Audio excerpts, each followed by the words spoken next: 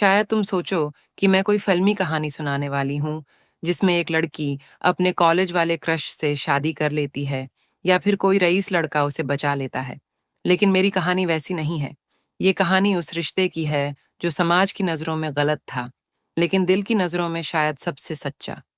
ये कहानी है मेरे और मेरे मामा के बीच उस जुड़ाव की, जो शब्दों से परे था। मैंने चाहा उन्हें एक ऐसी लड़की की तरह जो अपने जीवन साथी को चाहती है, लेकिन अंत वो अधूरा ही रहा। मैं तब बस 16 साल की थी जब मेरे पापा और मम्मी अलग हो गए। घर का माहौल टूट चुका था। रोज के झगड़े, चीखें और वो सन्नाटा जो दरवाजा बंद होने के बाद रह जाता था, वो सब मेरी उम्र से बड़ा था। मम्मी ने हमें, मुझे और मेरे छोटे भाई को लेकर अपने मायके आना तय किया। नाना नानी नहीं थे अब, लेकिन मामा वहीं रहते थे। अजय मामा, मम्मी के छोटे भाई, उम्र करीब 34, अविवाहित, गहरी आंखों वाले, कुछ सोचते हुए से हमेशा। जब पहली बार उनसे मिली, उन्होंने सिर्फ इतना कहा, घबराना मत, अब कोई नहीं रुलाएगा। बस, दिल वहीं कहीं टिक गया था। मैंने शहर के एक अच्छे कॉलेज में एडमिशन लिया। बाहर से सब कुछ ठीक दिखता था, नई दोस्ती, नए कपड़े, किताबें, प्रेजेंटेशन, पर अंदर कहीं कोई आवाज थी, मैं किसका हिस्सा हूँ? पापा की दुनिया से बाहर और मम्मी की दुनिया में मेहमान सी। मामा के साथ धीरे धीरे एक भरोसा बनने लगा। वो मुझे हर सुबह कॉलेज के लिए छोड़ते, शाम को लौटते तो सबसे पहले पूछते, दिन कैसा गया? उनके लहजे में कोई पुरुष की नजर नहीं थी, बस एक इंसान की सच्ची चिंता थी। और शायद वही मेरी सबसे बड़ी कमजोरी बन गई। एक दिन कॉलेज से लौटते वक्त तेज बारिश हो गई। मैं पूरी भीग चुकी थी। घर पहुंची तो मामा ने जल्दी से तौलिया दिया। बोले, जाओ जल्दी बदल लो, बीमार हो जाओगी। मैं भागी, लेकिन उस एक पल में मामा की आंखों ने कुछ देखा था मुझ में, जो पहले कभी नहीं देखा था। वो मैं नहीं, मेरे भीगे बदन को देख रहे थे। मैं डर गई, या शायद थम गई। रात को जब अकेले अपने बिस्तर पर लेटी, तो वही पल बार बार सामने आता रहा। कुछ दिनों बाद मैं आधी रात को पढ़ते पढ़ते सो गई थी। सपने में पापा चिल्ला रहे थे। मैं डर कर उठी। नीचे लाइट जल रही थी। देखा तो मामा चुपचाप चाय बना रहे थे। मैं पास जाकर बैठी। उन्होंने मेरी आंखें देखकर पूछा, डर गई? मैंने सिर हिलाया, बस चुपचाप उनकी गोद में सिर रख दिया। वो पल शायद पहली बार था जब मैंने चाहा कि कोई मुझे वैसे ही सहलाए, जैसे किसी को जीवन भर के लिए अपनाते हैं। उनका हाथ मेरी पीठ पर था, ना कोई हवस, ना कोई जल्दबाजी, बस एक स्पर्श जो कह रहा था, मैं हूं तेरे साथ। धीरे धीरे हमें अकेले में बात करना अच्छा लगने लगा। मम्मी काम पर होती थीं, भाई स्कूल में, और मैं मामा के साथ किचन में चाय बनाते बनाते दुनिया की बातें कर रही होती। एक दिन उन्होंने अचानक कहा, कभी लगता है तू मेरी होती? मैं चौंकी। मैंने पूछा, क्या मतलब? वो मुस्कुराए, मतलब कुछ नहीं, बस एक ख्याल। उस दिन पहली बार लगा, ये ख्याल सिर्फ मेरा नहीं था। एक रात मम्मी और भाई नानी के घर गए थे। घर में सिर्फ हम दोनों थे। मामा टीवी देख रहे थे। मैं उनके पास बैठी। धीरे धीरे मेरा सिर उनकी गोद में चला गया। उन्होंने मेरी बालों में उंगलियां फिरानी शुरू की।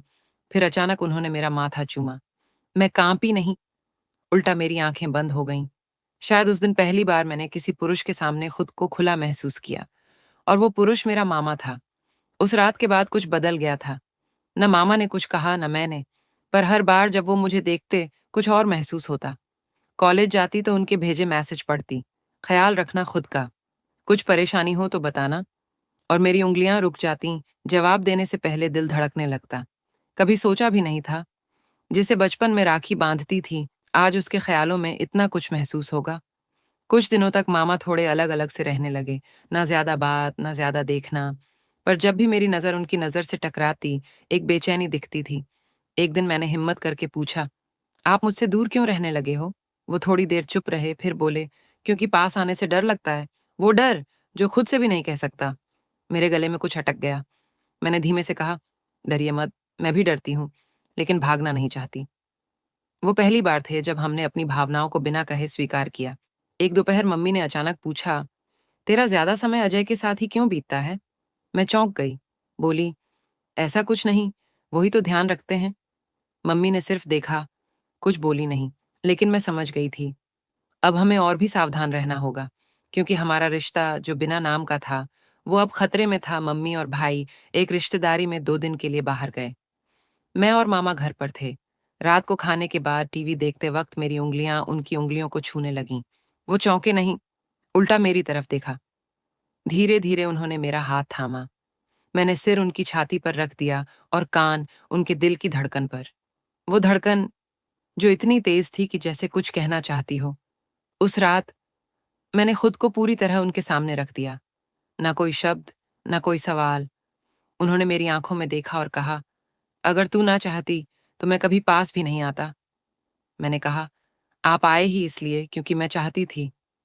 हमने एक दूसरे को ऐसे महसूस किया जैसे दो अधूरी रूहें मिल रही हों।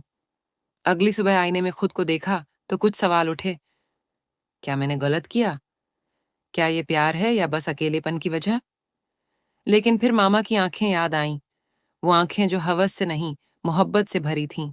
वो स्पर्श जो सिर्फ जिस्म नहीं, मेरी रूह को महसूस कर रहा था। नहीं, ये पाप नहीं था। ये वही रिश्ता था जो समाज ने कभी समझा ही नहीं। कुछ ही समय बाद मम्मी ने अचानक कहा, तेरे लिए रिश्ता आया है। लड़का बैंक में है। अच्छा परिवार है। मैं जैसे अंदर से टूट गई। मामा ने कुछ नहीं कहा, बस मुझे देखा। वो नजरें जैसे कह रही थीं, अब भी रोक लूं तुझे? पर कैसे? मामा थे वो मेरे दुनिया के लिए। मैंने सिर्फ कहा, जो मम्मी को ठीक लगे वही करो। मामा ने वो रात अकेले छत पर काटी थी। सुबह उनकी आंखें लाल थीं, लेकिन होंठ मुस्कुरा रहे थे। तू जहां भी रहे, खुश रहना। शादी हो गई। पति अच्छा था, सुलझा हुआ, लेकिन वो बात नहीं थी। मैंने रिश्तों को निभाया, लेकिन अंदर कुछ हमेशा अधूरा रहा। शारीरिक सुख था, पर वो गहराई नहीं। मामा के साथ जो जुड़ाव था, वो कभी किसी और से नहीं हो पाया। हर रात आंखें बंद करते वक्त मामा का चेहरा सामने आता। शादी के कुछ महीनों बाद मामा शहर छोड़कर गांव चले गए। कहा, शायद अब मैं खुद को माफ कर सकूं। मैं एक बार मिलने गई। घर में सन्नाटा था। वो चुपचाप बैठे थे। मैंने उनका हाथ पकड़ा और कहा, क्या हम कभी नहीं हो सकते थे? उन्होंने कहा, होते तो शायद और दुख होता। अधूरा रहना ही शायद हमारा मुकम्मल होना था। मैं फूट फूट कर रोई। आज शादी को 4 साल हो चुके हैं। एक बेटा है मेरा और एक खालीपन जो अब भी मामा की याद में पलता है। मैंने कभी किसी को नहीं बताया कि मैं किससे सबसे ज्यादा जुड़ी थी, लेकिन आज ये सब कहकर मन हल्का हो गया। कुछ रिश्ते अगर मुकम्मल हो जाएं तो वो टूट जाते हैं, अधूरे रह जाएं तो हमेशा जिंदा रहते हैं। मेरे और मामा का रिश्ता आज भी जिंदा है मेरे दिल में।